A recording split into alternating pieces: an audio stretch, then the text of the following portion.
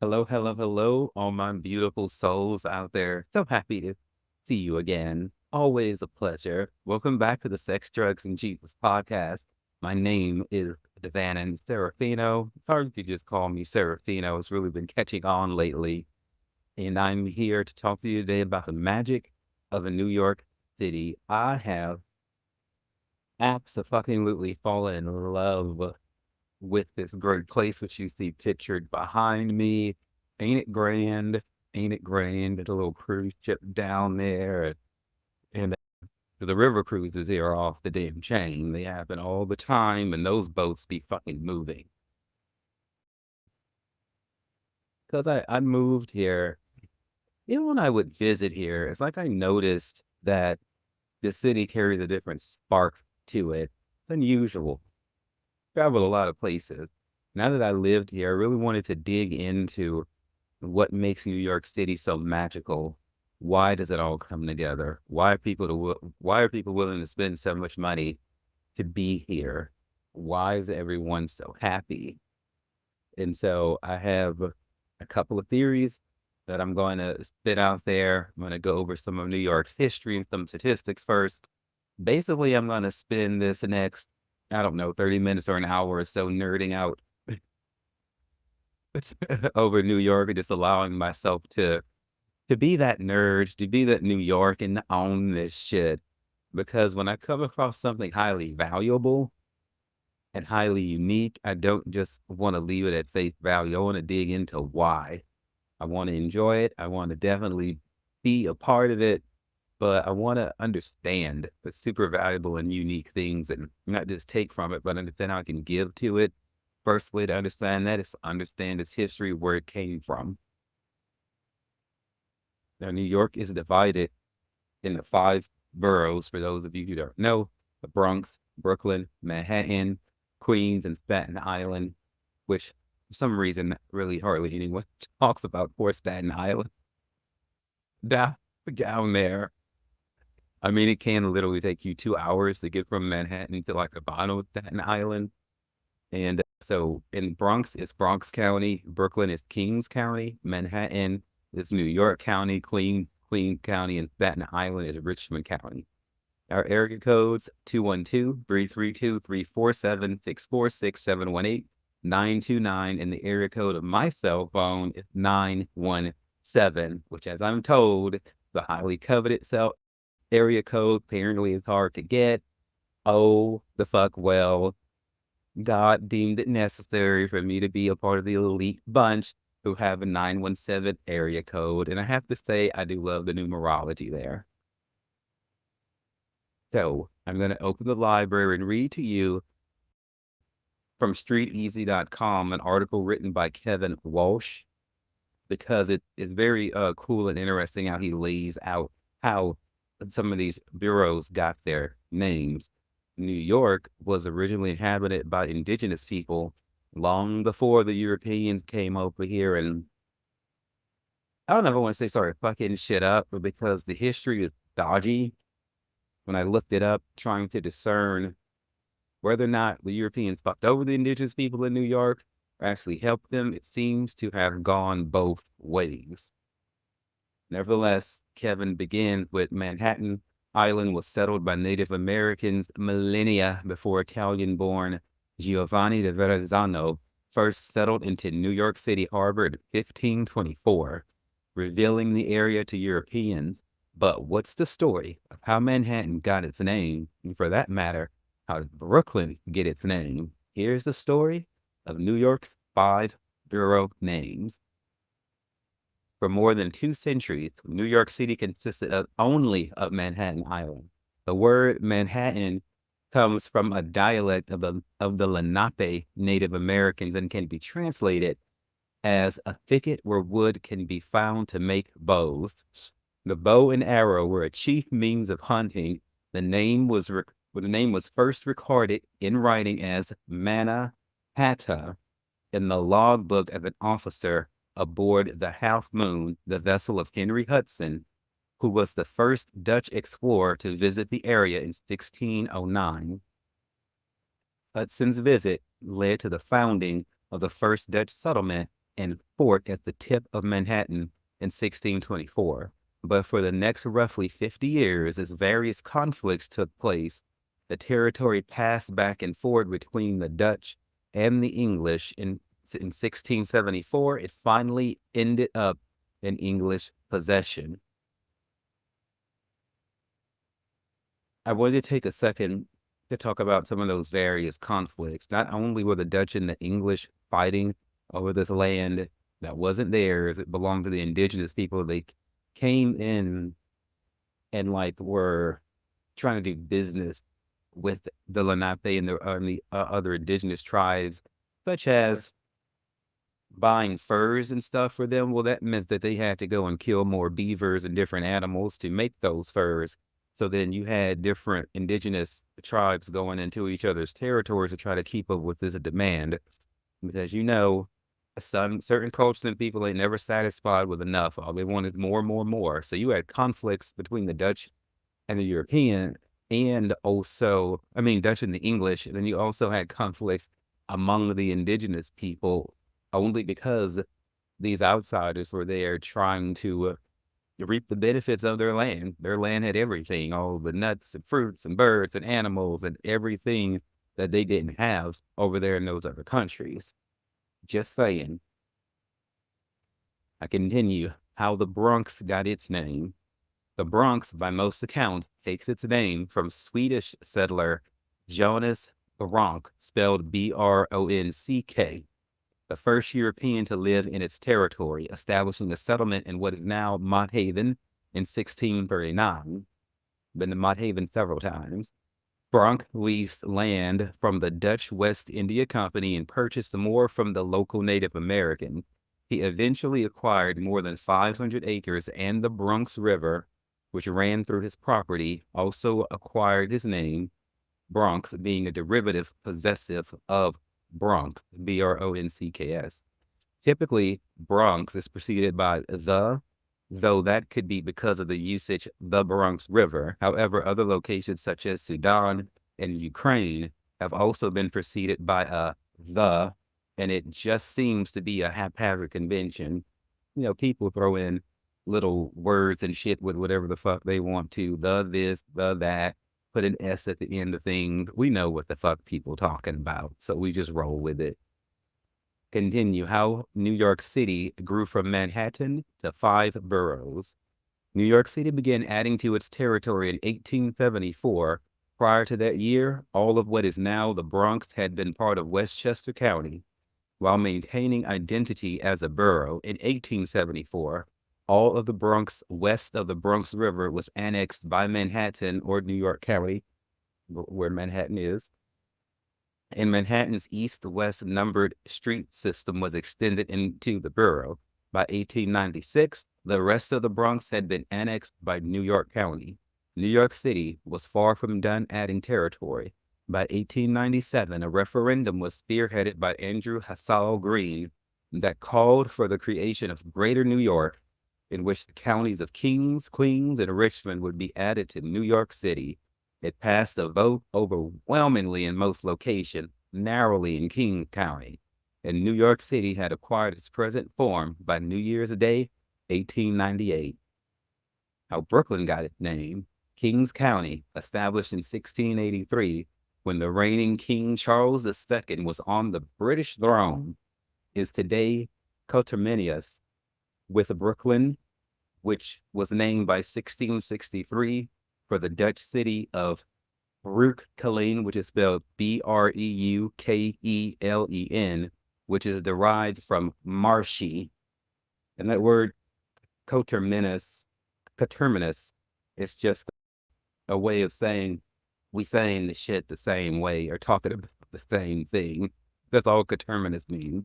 The county consisted of 6 towns, including the original village of Brooklyn along the East River. I happen to live by the East River. I actually live in between Central Park and the East River in Manhattan on the Upper East Side. So I'm about 2 blocks away from fucking Central Park and then 2 blocks away from the East River, which had gained in population and commercial importance enough to become a city in 1834.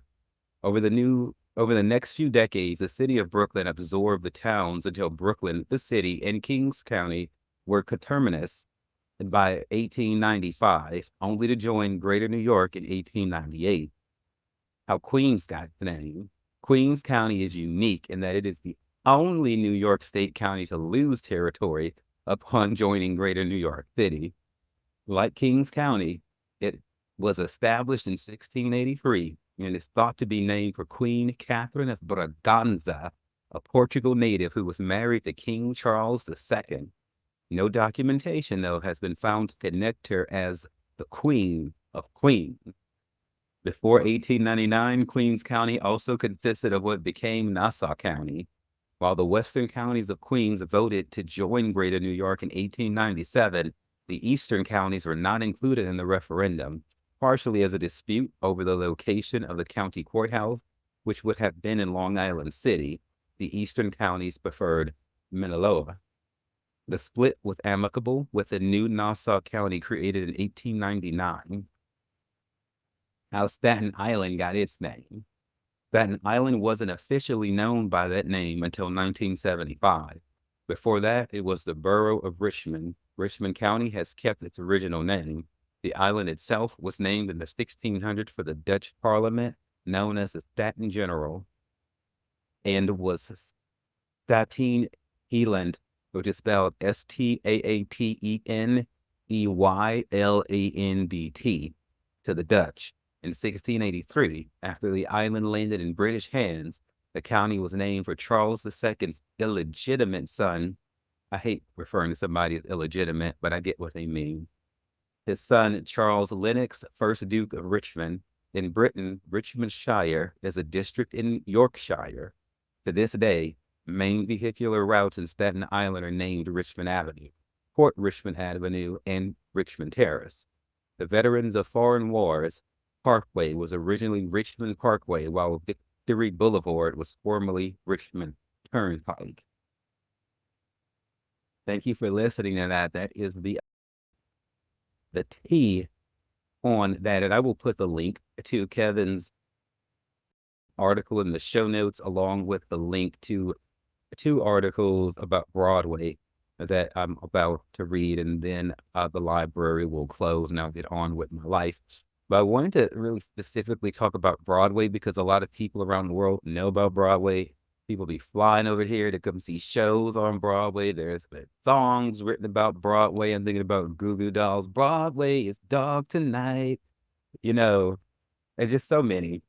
Yeah, and Broadway is pretty fucking magical, but Broadway used to be like a main Indigenous trail too, back in the day, right? So this is coming from 13.org. That says, what do the Flatiron Building, City Hall, Union Square, and the Lincoln Center all have in common? They line one of the longest streets in the world, a storied city jewel in itself, Broadway. But beyond the bright lights of the Great White Way, far less is commonly known about the street's history and evolution from the Native American era. Tracing more than 13 miles from Lower Manhattan's Bowling Green all the way up to the Bronx, Bay, a new book tells the story of Broadway through 200 vintage photographs, which I will put that link in the show notes if you want to check out the vintage photographs. And this here is from Wikipedia. It says, Broadway was originally the Wikwasgick Trail, carved into the brush of Manhattan by its Native American inhabitants. This trail originally snaked through swamps and rocks along the length of Manhattan Island. Upon the arrival of the Dutch, the trail was widened and soon became the main road through the island from New Amsterdam, spelled Nieuw Amsterdam, at the southern tip. The Dutch explorer and entrepreneur David Peters de Vries gives the first mention of it in his journal for the year 1642. The Wikwasgick Road, over which the Indians passed daily, the Dutch called it the Herenway or Herenstraat, meaning gentleman's way or gentleman's street, echoing the name of a similar street in Amsterdam, or High Street, or the Highway. It was renamed Broadway after the British took over the city because of its unusual width. Although currently the name of the street is simply Broadway, in a 1776 map of New York City, it is labeled as Broadway Street. Thank you again for listening to me nerd out on New York City. Every chance to come here, I'm telling you, it's worth it. Touching on the population quickly, depending on whether or not you're looking at it by like urban area, metropolitan area, New York seems to always rank near like the top 10. New York is the most populated city in the United States, but globally it's around 10 because you have other cities with way more people. Depending on what you read, New York has like maybe 20 million people in it, by like Mexico City, which is right around 20 million people. But when you have Tokyo, but like 37 million people, you've got Delhi, India, Jakarta, Mumbai. You got a lot of people, with well over 20 million people. This is like insane.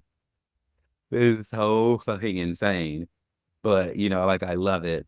I'm thinking about Frank Sinatra's song, New York, New York. Where he talks about, I wanna be a part of it. He talks about leaving a little town behind, getting a brand new start. And it's true. In New York City, which is what I did. I left a little town behind, came there, and got a brand new start. You can do it. But you better be sure that you're being led of the spirit. Do not move to Los Angeles or New York or wherever, Tokyo or Mumbai, just because there's a lot of people or whatever, and you think you're going to prosper just because of that. It's not just about all of these people. It's about how can you fit in with the energy of these people. Will it work for you? Be sure that you have the blessing of the divine to be there. Don't think just because it's big lights and you got all these skyscrapers like you see behind it is guaranteed to work. Many people move to big cities thinking it's gonna be all right, and it isn't. So say your prayers, do your fasting, and be sure. Maybe visit, stay for a month or something before you decide to just drop everything and move. As I outlined in a previous episode, I did a lot of like praying and different testing and things like that, and coming up here and being sure that it's really what God was telling me to do. It has all worked out deliciously, quite beautifully, but that's because I did the spiritual footwork first to be sure that what I was thinking I was hearing from God is right, because it's too easy to get caught up in spiky emotions when you're in a big city or in a city that excites you, or even if it's not a big city. And our subconscious can do all kind of mental gymnastics and acrobatics and Cirque du Soleil moves to convince us that what we're planning to do is right, when really it's just us talking ourselves into something that God ain't got nothing to do with. That's why we got to get close enough to God to know his voice from Lucifer's voice, from our own voice, and to be sure of the moves we make. And, I think about, Alicia Keys and Jay-Z's contribution when they did Empire State of Mind and Empire State of Mind Part 2. Not a lot of people talk about Empire State of Mind Part 2. There is a Part 2. And it's like a slower version. And I don't think Jay-Z is on that one. Can't remember. But they're both fucking sweet ass songs. And yeah, people be playing those songs. Part 1 of the Empire State of Mind down in Times Square all the fucking time. I think it's to like appeal to the tourists, because they'd be down there getting people to pay for buggies to cart them around Times Square and things like that, because tourists aren't used to walking 10 to 20,000 steps a day like we are. Anything less than 10,000 steps, I feel like I haven't like been a New Yorker for the day. And my legs and thighs are getting, and they already were like stacked, and it's like they've completely changed. Part of it's the walking. Maybe some of it has to do with my ascension, because a spiritual ascension can change your body too. But I've ascended in New York City, and I am a Sagittarius, and Sagittarius, the body part that corresponds to Sagittarius is like the thighs and everything. So it is all coming together for your girl over here. Okay. Nevertheless, I will put links to all 3 of those songs: Frank Sinatra's New York, New York, Jay-Z and Alicia Keys' Empire State of Mind, and Alicia Keys' Empire State of Mind Part 2 in the show notes. Now, it is my opinion that the Magics, and I intentionally spelled it with a K to give a nod to old school ancient magic, is still here. I think those whatever kind of spiritual rituals and chants and prayers and incense that was buried in the ground and whatever perhaps sacrifices were done by those indigenous people, chieftains, miss gurus, shamans, whatever you want to call them. I think that that magic was so strong that it's still here. There's a possibility that New York City is one of those energy vortexes too that you hear about, like Tulum or vortices and fuck. Is it Sedona? Shit, somewhere in like California or, fucking Arizona. But you've got like places where just like shit happens, and those who are super sensitive to energy can tell that it's like a fucking lot coming through certain parts of the globe. Different research on it out there, but I think those are the two like spiritual reasons that I think that New York has this lifted energy to it that's like very, very, very, very, it's very, very light, it's very potent, and it's something that just makes most people happy. You still have a few negative fucks running around here, but you're gonna have that anywhere. But by and large, I just couldn't figure out why would people come here and spend so much money to live here? Like, for what it costs to be in New York, I could have had apartment like three apartments in Tokyo. I'm here because this is where God told me to be. I look at people walking around the city, particularly in Manhattan, because that's where I live. It is the most expensive borough.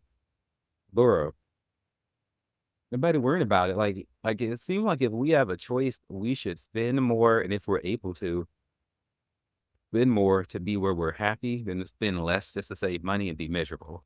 If you do that, the sadness will cost you more in the long run through medical bills, bad relationships, broken up things, unhappy children, possibly unhealthy children, if you're somewhere where you're not really meant to be. And maybe you're staying there because you find it to be cheap or more affordable, you know, because people here are fucking happy. I look at the dogs. I'm the cat person. Everyone knows that. My two children, okay? I am a cat person. I'm gonna tell you, the way these dogs prance around Manhattan and the other bureaus, shit. Even these dogs, it's like these are the happiest dogs I've ever seen. They have a step to them and the way they walk, and it doesn't matter the breed. They wear their little rubber footies in the winter. Yes, bitch. The dogs here have like winter shoes, bitch. And they just bounce and skip and leap and happy. And I was like, well, shit. If I wasn't already a cat person, I consider one of these New York dogs. I mean, there's so much to look at, so much pretty shit when you're walking them and everything. And I looked at the light, the skyline and everything, and just the way it all comes together. When I go out to the club and everything, the way people just get fucking along, no matter where they're from, no matter the race, no matter the sexuality, no matter the body type, no matter the financial makeup, okay, strange that might seem, everybody, it's like we've all fought to be here, we've worked hard, and goddamn it, we're gonna fucking enjoy it. Saw happiness like this in Tokyo too. And I need to take a trip back to Los Angeles to assess Los Angeles from a more spiritual perspective, because I wasn't this elevated spiritually when I was living in Southern California. So I'm very curious to go back there and see how I sense that it sizes up to this. They're very fucking happy in Puerto Vallarta, and really the cities I tend to go to in Mexico. Why go to happy places? I don't travel for the sake of traveling because I don't take vacation. I travel to immerse myself into the spirituality and the energy of the culture. I have the type of life that I don't need to take a vacation from because I'm very damn happy. But I don't take a vacation. So it is not my goal to travel to every country in the world. I'm not going to be welcome in every country, and the spirit does not want me in every country. My goal is to go where I'm led to go, or where the spirit is sending me to go, and anywhere else I want to go.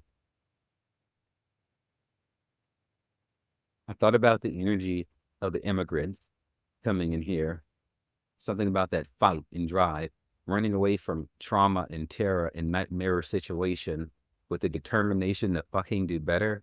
I think that that spirit is deeply infused into New York City, right?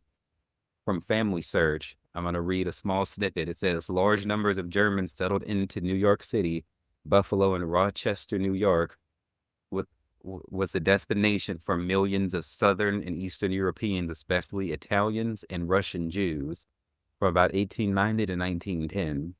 According to Immigratio statistics, the state this state is a leading recipient of migrants from around the globe. From Family Search, there's such diversity in culture here, so many different languages and so many types of food. You got everything from South Africa to Ethiopia to all kinds of European. Hell, just in my neighborhood alone, tonight as I was walking home from a restaurant where a man from South Africa was the waiter, but they had like European food on the menu and just a unique mix of people who work there. I saw Lebanese food, two different types of like Asian food, specifically sushi. You had the damn Popeyes chicken too, serving up that southern realness. The fuck else? It was a couple of other things, but it was maybe like five different countries, and I only walked maybe like 7 blocks, and that's just one portion. You have a lot here. I've been to an Ethiopian restaurant. I've been to all kinds of places. This is a city where I mean, a lot of cities like to say they're a melting pot. They're not. It's just a catchphrase. Most cities are just simply not that damn diverse. New York City is fucking diverse. It is like really fucking diverse. And the interesting thing is you don't have to speak English to live here. There's a lot of Spanish people here. It's roughly like 30% Spanish, 30% white. And that's constantly changing, but it's way more ethnicities here than you have just like white people. If you don't speak English, you will find either like a cell of people who speak your language or somebody who is multilingual who can speak your language. There's literally people here, especially Spanish. New York City is very, very Spanish, just like Los Angeles and Miami, or Cuban, or whatever you want to call it. But speaking English is not necessary. You have things posted in places here that be having like fucking 20 different language breakdowns, interpretations of whatever it is. There's just how many different countries and cultures you have here in this city. So the original immigrant, well, you had your indigenous people here first, then along came the Dutch and the other parts of like Europe and all of that.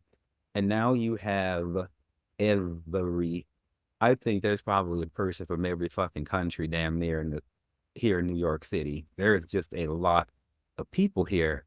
And I think that that energy of people wanting to come here, and even without certain people, you know, shipping immigrants up here, and basically forcing them upon the city, and you know who you are, it doesn't matter in a way that's really helping us because those people are coming here to try to find a better day with that sort of positive intention. That's doing nothing but all the good for New York. The city is full of good energy, and we're going to help whoever we can because we're all here together. So what I'm saying is, I think that the energy of immigrants, and I'm all for immigration, is a beautiful thing, and it has helped the city to be as positive and beautiful as it is. Let's talk about some financials. I went digging around into the Global Financial Centers Index, the GFCI, from September to 2023. The GFCI is a ranking of the competitiveness of financial centers based on over 29,000 financial center assessments, together with over 100 indices from organizations such as the World Bank. The 2023 report ranked New York at the top position, followed by London and Singapore. So at the very, very top, you've got like New York, London, Singapore, Hong Kong, San Francisco, Los Angeles, Shanghai, Washington, D.C., Chicago, and Geneva. And I want to talk about the New York Stock Exchange. Everyone's heard of Wall Street. The New York Stock Exchange is an American stock exchange in the financial district of Lower Manhattan in New York City. It is the largest stock exchange in the world by market capitalization. Been on Wall Street many times. I've walked outside of the New York Stock Exchange. I had places to be. I'll go back there and twirl around one day. Looks like it was really hopping in there. It's located specifically at 11 Wall Street, if anybody is interested. It was founded May 17th in 1792, 232 years ago. The New York Stock Exchange market cap is $25.564 trillion. As of February 2024, yes, it is $25.564 trillion. Its indices, the Dow Jones Industrial Average, the NYSE Composite, and the S&P 500. Sharon Bowen are the chair, and Lynn Martin Sharon Bowen is the chair, Lynn Martin is the president. You know, when I read this, I think about that beautiful, beautiful fucking movie with Leonardo DiCaprio in it, The Wolf of Wall Street. I'm gonna tell you, if I still did cocaine, which I don't, you know, I would love that party with them boys down on Wall Street and you know, Leo, whoever the fuck is still running around getting that damn twisted. If you have not seen The Wolf of Wall Street, Leonardo DiCaprio, bitch, I'm gonna need you to get your life together. I need you to get your life together and figure out when you can take some time to watch The Wolf of Wall Street, because I need you to do it. I don't do cocaine anymore, boys, but I do all them other hallucinogenics and shit like that, so we can come to an amicable agreement to have us a night out on the town. If they really party like that in Wall Street, I hear that they do. Um, do invite me. Do invite me. Trust me. I'll add to the jubilee, you know, the jubilations and celebrations and such. I won't let you down. And also the New York Stock Exchange, I almost forgot that it's a total number of listings as of February of 2024 is 6,332. We get to that 25 trillion number. Talk about sports. We got a lot of fucking sports teams here. The energy of this city is very like communicative, very, very together. I will be twirling around many, many sports games in the near and upcoming future. But we got the New York Yankees, the New York Mets, the New York Giants, the New York Jets, the New York Knicks, Brooklyn Nets, New York Rangers, good Lord. And the list goes on. That's all I'm going to say about that. I'm not really a huge sports person, but I love to go to the games and just be a part of that beautiful energy. Try to hop around and get my ass on the Jumbotron if I can. And look at all those fine ass men running around, well, falling all over, falling all over each other. I mean, I don't watch porn, but I mean, there's certain games, certain aspects of sports that is just, I mean, sexual by nature. But of course, we mustn't speak of such things. Thinking about you, my UFC fighters, my football players. Nothing but love for you, baby. Trust me on that. This is not shade I'm throwing. Universities, fuck, we got Columbia University, New York University. The one I wanted to point out is CUNY. CUNY stands for City University of New York. And what's interesting about them is they have, I didn't look into the specifics, but I just wanted to let you know, they have some kind of program where they let you tailor your degree, kind of pick your own bachelor's of arts or some shit like that. So you might want to look into it. And wherever you live, you have a suck ass selection, and you're not really vibing on anything where you live, or there may be a university near you who's doing something along Cooney's lines. I saw this first on a subway because they were advertising the fuck out of it, and it really stuck in my head. That somebody can like pick their own degree or tailor their own degree plan. But see, that right there is the spirit of New York City. This city is all about originality. It's all about freedom and allowing people to fully be themselves. It's not about restrictions. It's about honoring the uniqueness in each individual person and doing what we can to nurture that in people. People up here aren't trying to hold people back. That's not the general spirit. The skyline, as you see behind me, I have always been into the way cities look at night. I remember going with Evangelist Nelson to Mexico and waking up on this bus trip when we were passing through downtown Houston as I was listening to Kirk Franklin's album, that one with like more than life on it, and We Are Conquerors, that album. And it was just so damn magical watching all the lights. These cities, these lights, like these ones behind me, look like the stars in the sky. New York City, Chicago, Tokyo have like huge fucking skylines, even bigger than Los Angeles. And y'all know I love me some Los Angeles. Los Angeles es mi corazón forever. However, I have to give credit where it's due, and New York is shutting it down. And there's certain bars and restaurants that we go to here that overlook this skyline, especially if we're over in Brooklyn. And then you can see this skyline, or we have like islands and shit. I went to like a rave on Governor's Island this weekend called We Belong Here. Oh my gag. Being able to dance and party like that out so near the water and see that this skyline here was just magical.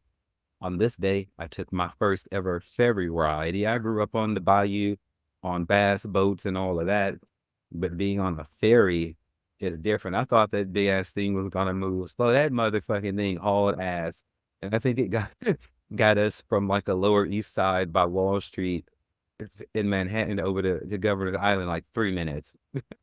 That thing was like boom, huge ass fucking thing, like hundreds of people on this ferry. But skylines make great art. And New York City has a very interesting one. It just does. It's inspirational to walk down the street through it even and just feel the static electricity. The United Nations, as I mentioned earlier, is based here. So you have like strong like international diplomacy, being centered out of New York. Museums, you've heard of like the Met, the MoMA, the Museum of Natural History, the Whitney, the Brooklyn Museum. I looked this up, and New York has like over 170 fucking museums. 170 museums, and MoMA stands for Museum of Modern Art. Ciao. Who whenever I was in the military and I moved somewhere, it would take me 3 years to truly get like settled into that city and feel like I had a firm grip on what to do, where to go, people to go with, all of that. Child, I'm saying for New York, for this city right here behind me, we don't give it like 10 years. There's just, and sure, there's all this to do. They're always building more. The city has that keep going energy, but it's not like it's too much. Everywhere you go, there's plenty of people. I have been to the Rubin Museum. It's very interesting. They have like a cute Chinese or Asian type shrine in there. We got to beat on these gongs that you can also pull this thing and immerse that gong in like water. So it was like a very like the current display now is a very like oriental Asian interactive sort of museum going on, and they do an event called K2 Fridays every other Friday night, for a season where they have a badass DJ in there, bar going, and you can go in there and dance and twirl and everything. And it's a cool way to start the night. I plan to visit the Museum of Sex. Yes, we have the Museum of Sex here. And then I want to go check out how they're perhaps showcasing sex from an artistic inspiration. As you know, my view and approach to sex has been evolving, and I'm looking at sex from a more spiritual way. I will be studying sexual alchemy, as I have announced. I won't be going to a school for it like I originally thought, because me and that particular school had a parting of ways of such, and it's for the better, because everything magical I've learned it through experience or through some teacher who never went to a school for it. So I don't think it's for me to go to magic schools. So I will be learning it myself through readings and through direct instruction through like shamans and things like that. And I will do a show on that in the future. But since my view of sex is changing, I want to see how they're approaching it from an artistic perspective. I always like to quote Newt Scamander whenever I think about it. And my boy Newt Scamander from Fantastic Beasts said, "In New York, it's considerably more interesting than I expected." I have to agree with homie. I have to fucking agree. The dancing in New York City, which is something nobody really talks about, is the best dancing I've ever experienced in the world. Yes, better than New Orleans, even better than Tokyo. And they get fucking down in Tokyo. Even better, Puerto Vallarta, and they get fucking down to the ground in Puerto Vallarta. There is some serious ass shaking that happens in the places that I go to, but New York City takes the cake. And I ain't never heard nobody say, "Hey, you should go to New York and really find good dancing." Shit. These these people up here, us New Yorkers, got a lot to celebrate. Like I stated earlier, we're really, really fucking happy. And that really comes out on the dance floor. And it does not matter what club I go to. Doesn't matter. And all the scenes seem to work here. There's a huge goth scene here. There's a website called New Goth City, where you can go and check out the goth scene in different cities around the country. I don't know if it's around the world. I didn't look that deep into it. But I went to the, I think it's the Mercury Lounge. Oh, and it was my first goth party I went to. Never had been to anything like it. Everyone dressed in all black. Thank God I was in like all black that night. I had no idea I was going to a goth party. And somebody else was going. I was like, sure, I'll go. Shit. All black, looking like Adam's family and Adam's family reunion, bitch. They were playing, DJs were playing like this. I don't know, old school, but not really acid, slow rock, but not really slow. And the DJs were just like fly as fuck. One of them was giving me this Andy Warhol blonde side emo ska look thing. Both of the DJs had on like black leather jackets, of course. And the DJs up here, I ain't never seen DJs dance to their own music like this. It is so refreshing when I see a DJ not standing there stoically expecting people to dance and they actually look like they enjoy their music and what they do. These motherfucking DJs be hopping up and down, barely keeping their hands on the turntable and shit and looking like they are just fucking enjoying this shit. I saw this with one DJ in Puerto Vallarta at the at this club that I discovered that don't really just close. I left at 11 a.m. during Pride and it was still going. Okay. It's simply the drugs I was on weren't strong enough to keep me up any longer than 11 a.m. Since I had been out the night before. But they weren't trying to stop. This club does not, I think it's called Mamitas. I think it's Mamitas in Puerto Vallarta. It just fucking flat out don't close. It's like the after party after the after party. So you go to the club 10, 11. That club closes at like 4. No, there's a club you can go to 10 to 3. Another one stays open from like midnight to 6. And then you can go to my meters from like 6 to I guess noon or 1 p.m. and then finally take your ass home. and they were getting down in there too. I'd say that that's close, very, very fucking close to New York, but there is some type of vibe here. The way people dance, the way they kind of do this twirl, is kind of like jig. It's really kind of like vibe. It's this dance that's very, very specific to New York, and as I study it in the spirit, it speaks freedom to me. It speaks true happiness. The way that the moves look are not restricted, and it's everybody is so fucking comfortable in their own fucking skin and whatever kind of look they have. Get on the subway headed into Brooklyn or depending on where you're going, you gonna see every kind of fucking look. And a lot of damn skin, a lot of leather, a lot of pleather, a lot of pale leather, a lot of fishnets, a lot of crazy makeup and eye color and everything. That's why I'm so, like, I guess, honored and impressed that people really take a second look at the different beard looks. I thought I would just be another one of the weird kids in New York, and I was so happy about that. I wasn't actually trying to stand out, but the compliments and the looks and things that I get are really accepted here, and it really turns a lot of heads. So I'm happy to be a part of people's New York experience. When I walk by tourists and shit, as my other New Yorkers, I'm sure get this same look when they're going by with their skinny little leather harness looks on when they're going out. There's a lot of fucking leather here. I know they get strange looks too. Part of being part of it.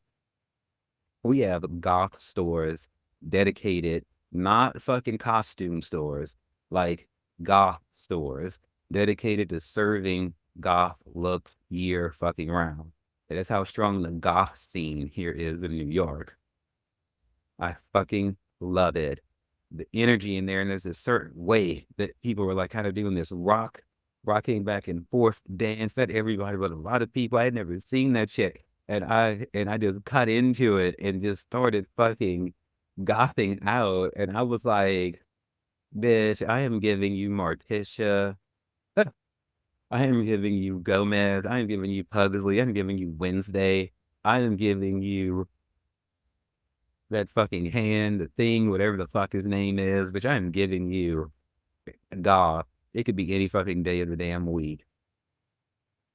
The dancing here is worth coming to New York City for. I'd like to give a special shout out to the House of Yes over in Brooklyn, my official favorite club in New York City so far.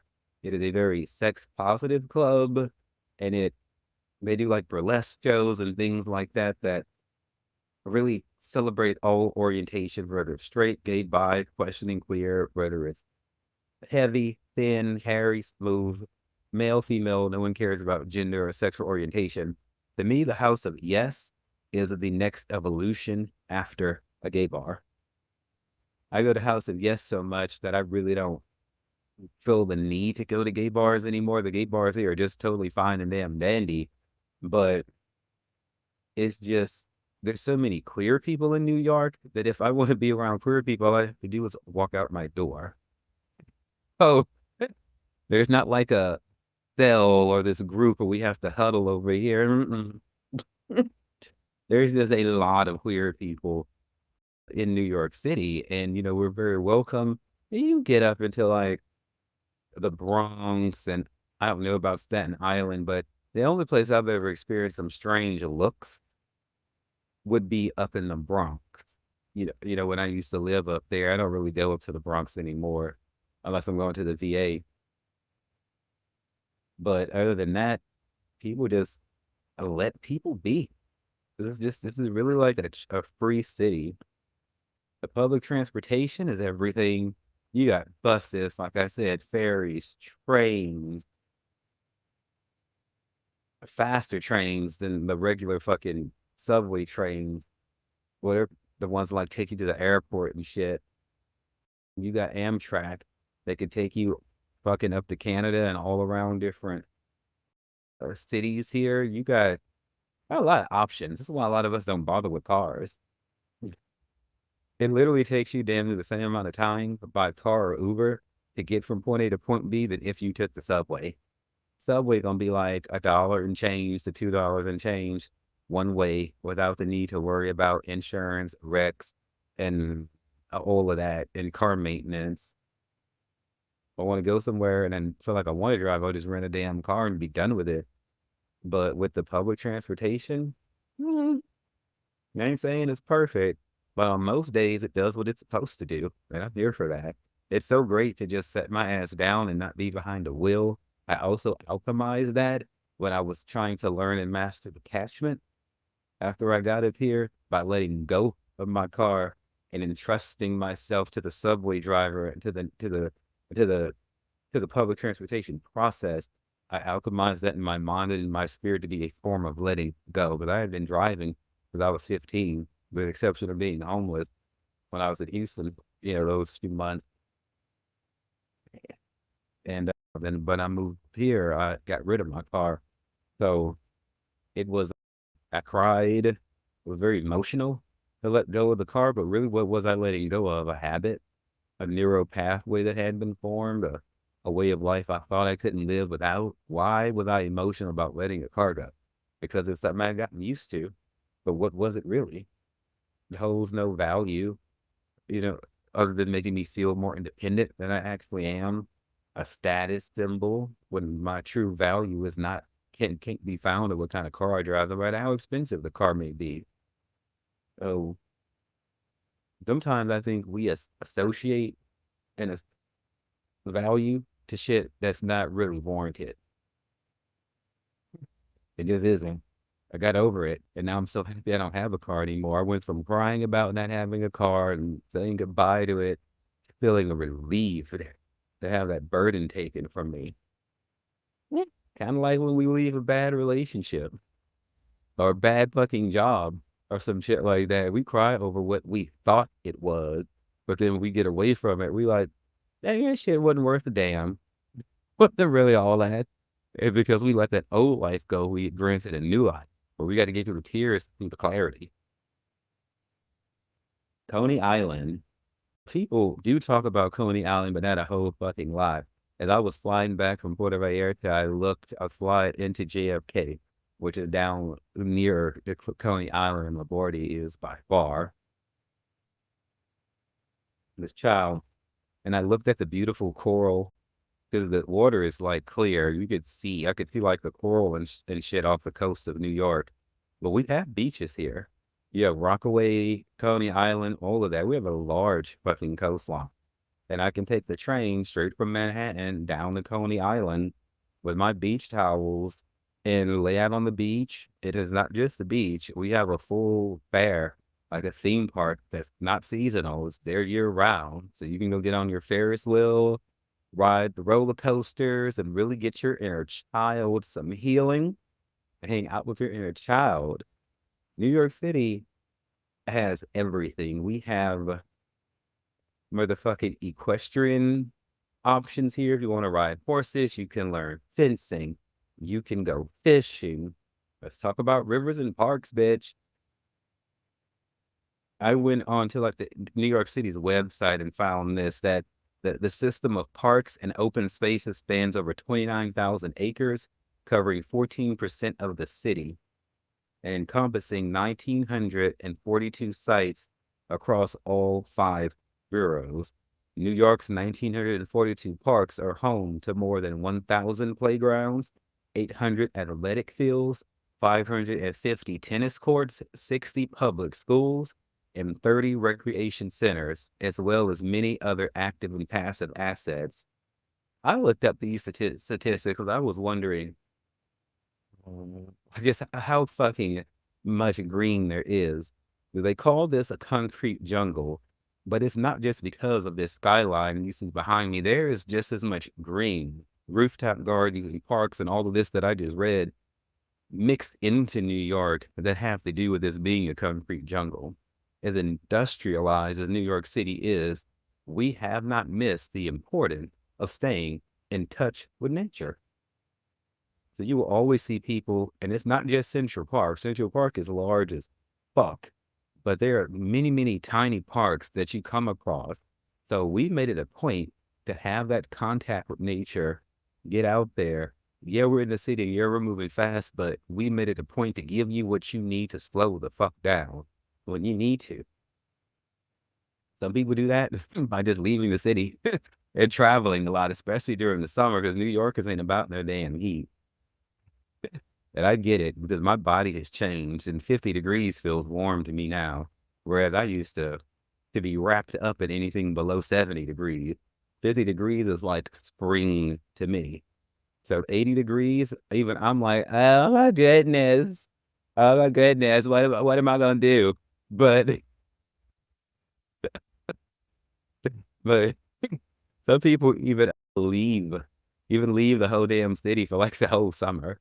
You know, the fashion industry is super slow during the summer. It would kicks back up during the fall. And so some people just simply don't need to be here. And fashion, since I'm talking about that, I just wanted to let you know, is actually here more about expression than high fashion, quote unquote. So when people think of New York, you're looking at like Vogue and all the different things. You're thinking of the devil wears Prada. But, you know, don't be like Angia Sachs's basic ass from the devil wears Prada and throw shade at the fashion industry before you get read for filth by the Miranda Priestley near you. You see, the thing is, expensive clothes are great. They usually last longer than the cheap shit, which you have to replace quicker than the expensive shit. So which one really is the best buy? If you buy $100 button down that's gonna last you 10 years, or you get a $5 button down that you're gonna have to replace in 6 months. You see what I'm saying? Now, of course, you have to be able to afford the $100 button down. The point is, there's no need to have a negative attitude about high fashion or expensive fashion just because you're in less expensive fashion. At the end of the day, somebody somewhere had to design the shit. High fashion is just that. That is reserved for Fashion Week, runway. If we want to go and spend that, those stores are definitely here. But those aren't most stores. Not even in New York. You have way more bargain shopping, dollar type stores. There's fucking 99-cent stores here because most of the people are not going to go and buy a $20,000 gown. And some of us will. But you have all of these boroughs, barrios, you know, corner stores that are just designed for your average everyday consumer level income. And so therefore people can go and get t-shirts and jeans and boots and work boots for like super low. You have all of that here. Everybody in New York City is not running around in Chanel and Dolce and Gabbana. That is just not fucking true. And, and what else is cheaper here? Body services. My full body wax, which I get the cheapest I could find it when I lived in Baton Rouge, Louisiana, was something like $225 after the military discount. And it was very hard to find somebody who would do a full body massage on full body wax on a male. Here, I had more than one option for that, and I get my full body waxes for I think 125. Mm-hmm.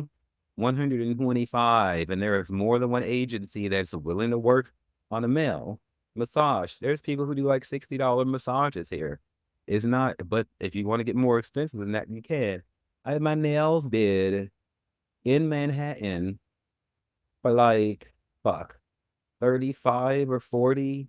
There are 30 and $35 manicures, gel manicures that you can get that got them done in Queens. There's places in Brooklyn. There's places in Manhattan. Sometimes people say Manhattan is so expensive. And yeah, I've had $100 manicures before. You know, if I was in a rush and that's just what I needed to get, then that's what I got. I would prefer the 35 or 40 ones, the $100 one really wasn't all that. So, I mean, it was damn cute to get the job done, but it wasn't like that much different. But I don't like to be insulted by prices when I'm making purchases. So some people, it's like they charge a lot and there's really not a quantifiable reason for it. And I don't need my ego stroked by spending money. I'm valuable because of the Lord. But what I'm saying is, don't assume that New York is out of your price range, that everything here is so expensive. There's a lot of fucking free entertainment. There is you might have to book and reserve your tickets for whatever early, but you don't necessarily have to pay for it either. There's free events, there's Instagram pages and shit like that that talk about things you can do around New York. Because for people to afford to live here, they've got to really come be creative. Now, yeah, you do have the Met and all of those different things, like the Met Opera and all those different things on Broadway, which are going to be costly. They don't have to. I've seen Met Opera ticket as low as 30 and as high as like 400 or 500. This depends on the show, but not catch it on. They got promotions. It can be done. Just like anywhere else. Depends on what you want to get out of it.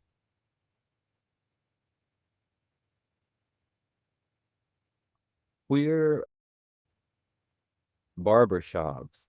It's something I had not seen before. I got tired of the toxic masculinity when I would go into a straight barbershop and the cheeky things they would say about my beard or this like that, and would just fucking cut it and be done with it, or trim it and be done with it. So you have queer barbershops here that are owned by queer people, run by queer people, and the only people who work there are queer people or straight people who have enough fucking sense to mind their own life. And so it was refreshing to find that.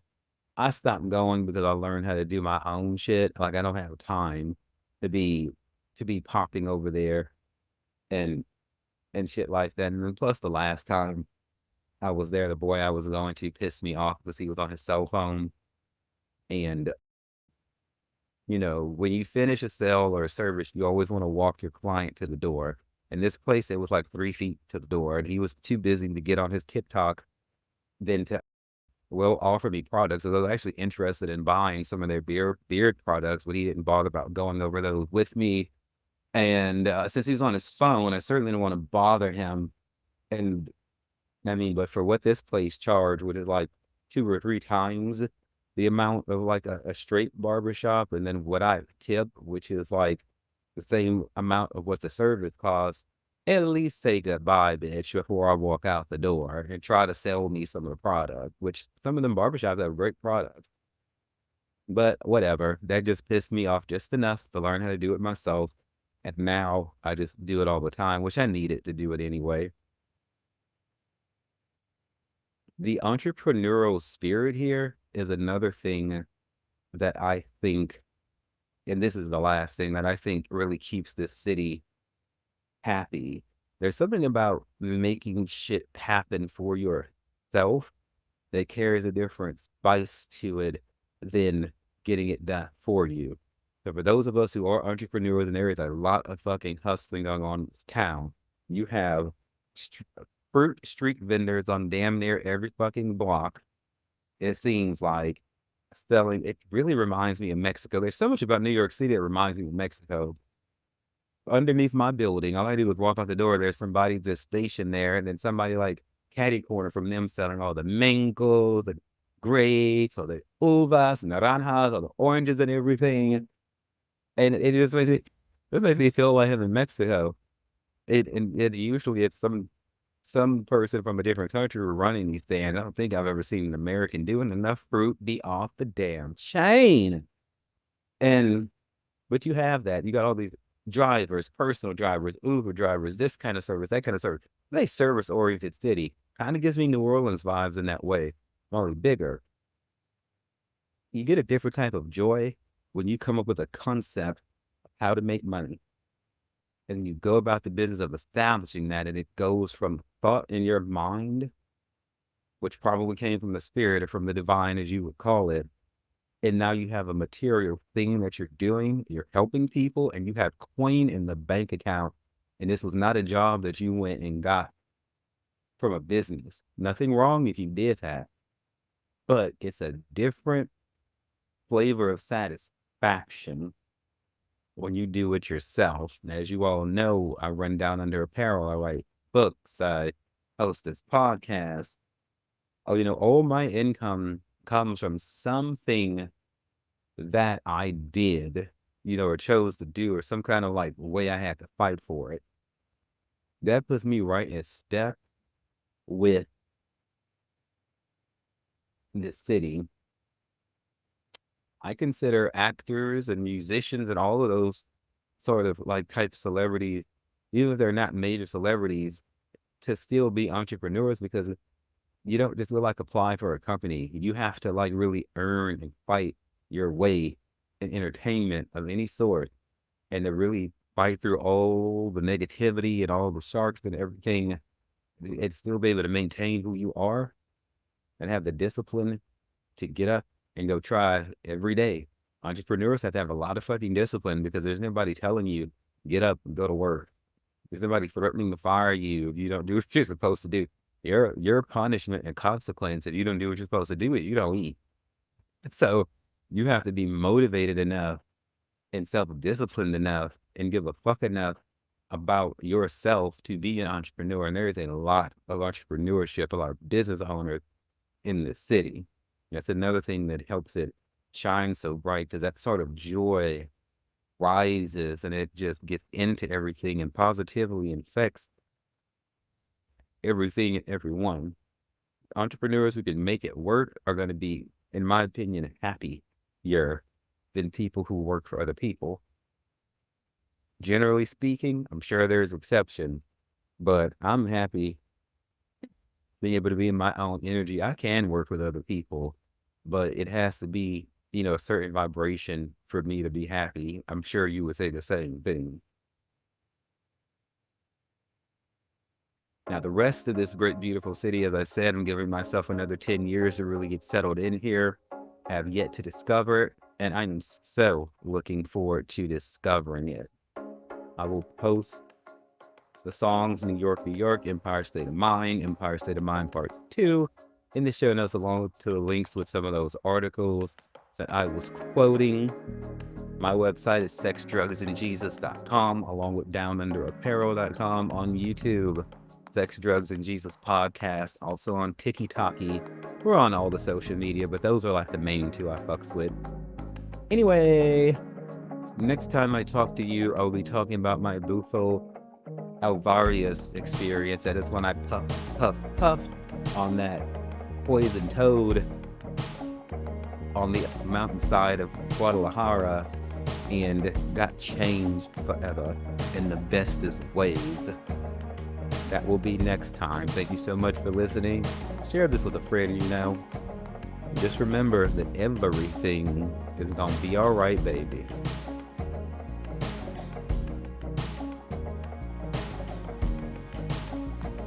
Thank you all so much for joining us today and for taking some time to invest into yourself and into the lives of your loved ones. Please visit us at sexdrugsandjesus.com and check out our resource page, our spiritual service offerings, my blog, my books, and other writings that God has partnered with me to create. Find us on any social media platform. Stay strong, my people, and just remember that everything is going to be all right.